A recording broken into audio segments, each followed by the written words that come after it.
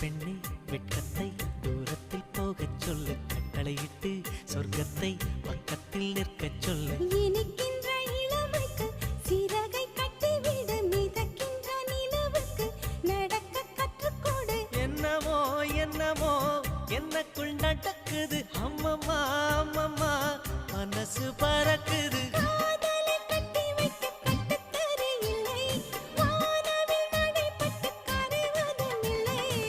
வானத்து நிலவெடுத்து வாசலில் வைக்கட்டுமா?